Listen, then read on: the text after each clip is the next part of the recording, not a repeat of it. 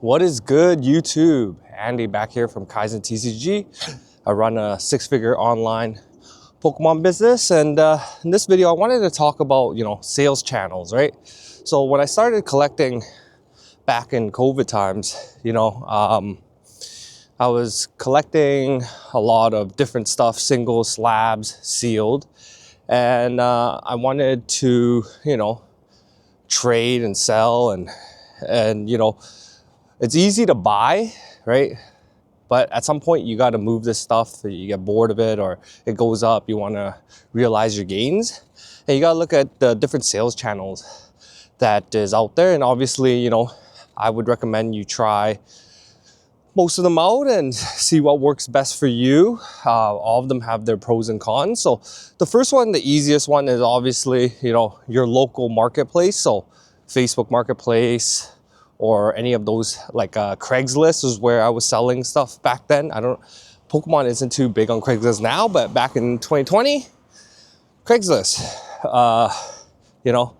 is where I was posting stuff, and you would get emails from people, and that's where I was selling some stuff. And Marketplace is a lot better now. There's like tons of business done on Facebook Marketplace. You can look at people's profile.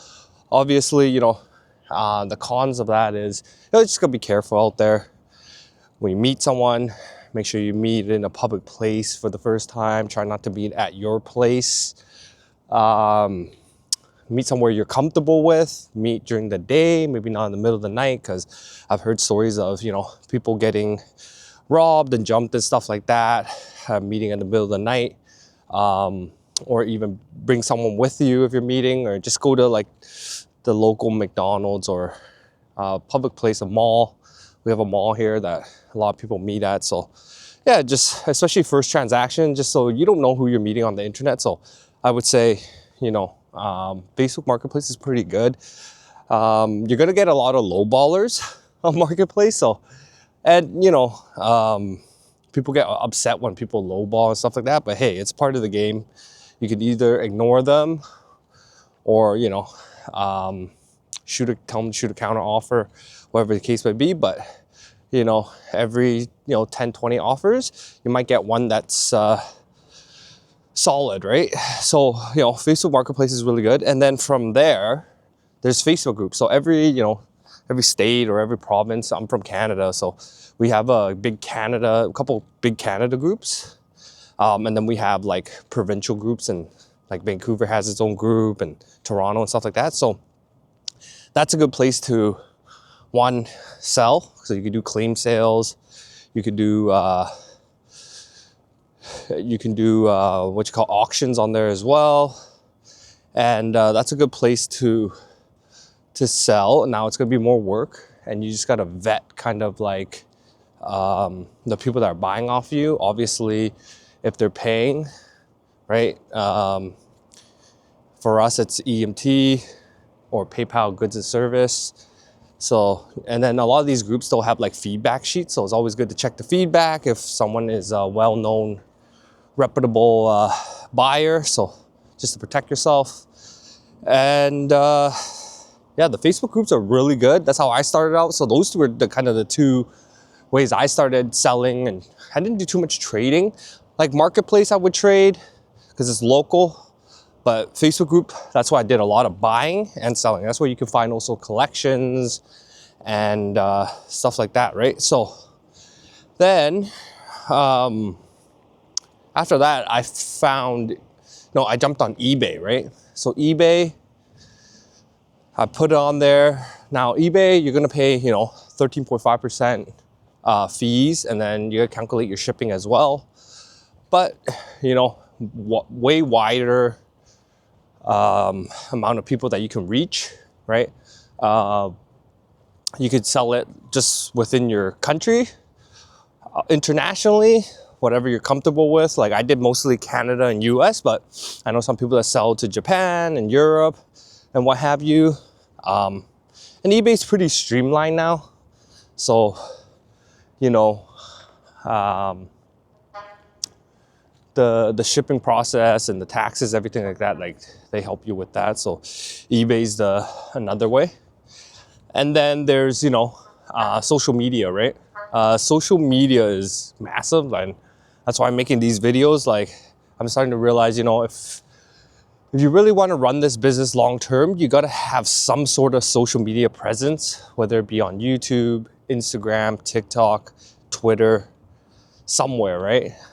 It just builds trust, and trust is very important in this hobby because there's so much shenanigans and scammers and bad actors. So having trust and building a brand is very important in this hobby, and you don't know what kind of doors it opens. So social media channels, you got Instagram. So if you build a good Instagram page, trustworthy, you got feedback, you can do deals off of on Instagram. That's a good one as well. And then, the other ways is, rip and ship on TikTok, Instagram, YouTube, whatnot. So that's another huge sales channel. So it all depends on what you want to do. I personally haven't done rip and ship or live selling. I know a lot of people that are doing it successfully. It's just not the model that I like. The other model that other sales channels that I use is vending. Vending is nice. Meet local people, local customers, local vendors, and build networks and connections that way. And, it's fun. I have fun vending, right? I think, if you find something that you like and it's fun, like some people, they like doing eBay orders, packing, shipping. I think eBay long term is really, really good if you're trying to build. But the other side of eBay is that in the States, you guys have, Z&G. We have Slab Sharks, but you guys have Z&G and like DC Sports. They offer really competitive rates for stuff. So, for slabs and stuff like that, sealed, like if you don't want to put in the work of, leveling up your own eBay, because it does take a little bit of work at the beginning just to get some feedback. And once you get like 20 to 50 feedback, you're good. But yeah, if you want to do any of that, you can just send it to Z&G. He does all the work, and then he'll pay you out whatever percentage level that the item sells at, right? And then for vending, it's nice because you actually, get to talk to customers. It's a lot more work. It's a lot more time consuming just because, you're there anywhere from 8 to 12 hours from setup to closing. So it's a long day. But, there's a lot of opportunities there as well. A lot more trades. So for me, I love doing trades. It's fun. Reminds me of like back in the day when I was a kid at the schoolyard trading my Pokemon cards. It's kind of the same, So I do enjoy the vending aspect of it. And the other sales channels is like, you having your own website, that's if you have, a large inventory. But for your own website, you definitely need to have some social media presence to drive traffic.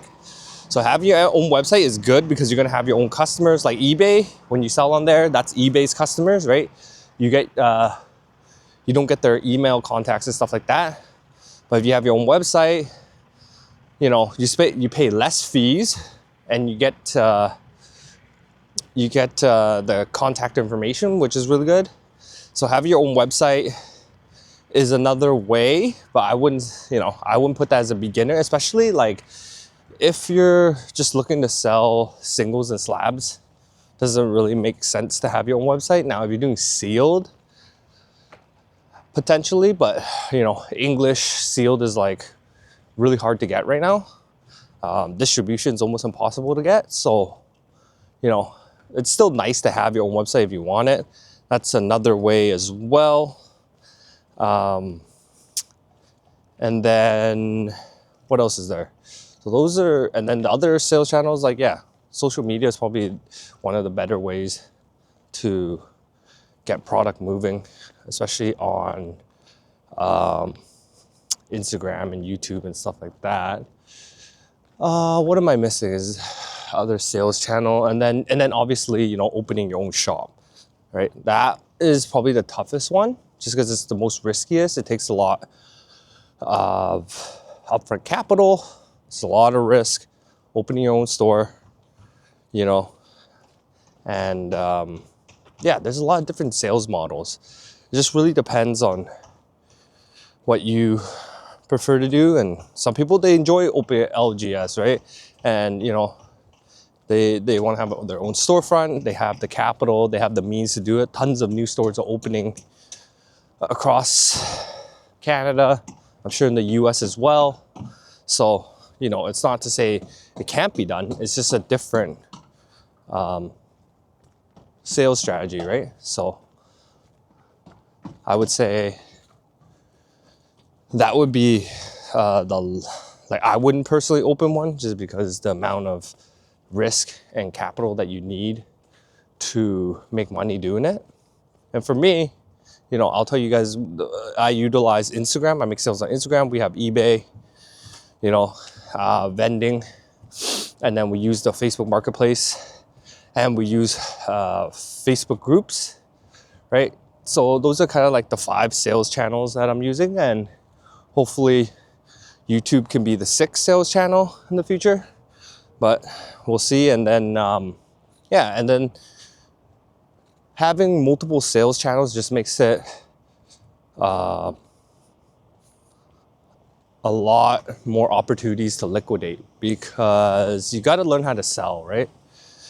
And in this hobby, I mean, like, you got the collector, you got the investor, you got the flipper, right? You got the business side of it. And you collect, you're gonna hoard a lot of stuff, and eventually you want to sell your collection, right? So where are you gonna go sell your collection? You can DM, you know, your favorite PokeTuber or someone you trust, local store, or go to a vending show and just offload your collection for a percentage, 70, 80, 90%, depending on what it is, right? And then, you know, as an investor, at some point, you know, your investments get to a certain level and you want to offload some, right? So same thing, right? You just sell it to a rip and shipper, and you can sell it to stores, trade it into stores. Like, I've done that. So it's like some of my investments for sealed, like Sword and Shield booster boxes, Sun and Moon, I traded into my local LGS for singles and slabs that I could use to either grade or sell at vending shows. I've done that. And a lot of sealed moves really well on eBay as well. If especially things that are like a lot more niche, like sleeve blisters and stuff like that. Like, if the vending shows, they don't move, like eBay, you could just leave it on there. It's passive, and you know, passive in the sense that you could just go to sleep and then you'll make the sale. You still have to pack the orders and everything. And then you can find, you know, rip and shippers to supply. So we've been doing that as well. We've been kind of being a wholesaler to these rip and shippers, selling large chunks of singles, slabs, and sealed to them at a good rate, and we just keep churning and burning, right? So those are kind of the sales channels that are, you know, available on the top of my head. There's probably more that I might be missing, but for me, like, I use those 5 channels. And like, the one key factor I would say is this though: the people you meet through vending or through social media, those networks and those connections are the key, right? Because you're gonna meet other businesses. So, you know, we sell to collectors, of course, we sell to other vendors, but a good chunk of our business, we sell to other businesses, right? We supply them with singles and slabs and sealed. And it's like, you know, we're not trying to get squeeze all the juice out of the lemon, but leave some room there so they can eat. And as they grow, we grow. So it's kind of a win-win. And that's an important way to scale, is just have those different sales channels to sell, and then so that you're not like stuck, right? So kind of like the six, 7 ways to sell there. I would say, you know, anyone new to the hobby that's just starting, start with your local. And then if you want, like, even try eBay. eBay's free, like, try it out. If you're planning to do it long term, eBay's always good. But you guys in the States, you guys are lucky. You guys have Z&G and these good consignments that even then you can run your business without starting your own eBay. Just ship it to them. They take care of all the work. They pay you out. So like if we had that down here, I would definitely utilize that more. And yeah, so that's what I wanted to talk about in this video. If you guys like the video, feel free, like, comment, subscribe, and appreciate everyone checking out the video. And for you guys, what sales channels are you using to sell in your Pokemon business? Is it just one? Is it two? Have you tried live streaming? Have you tried, you know, eBay? Or do you run an LGS shop? Let me know in the comments below, man. Appreciate you guys. Andy out. Peace.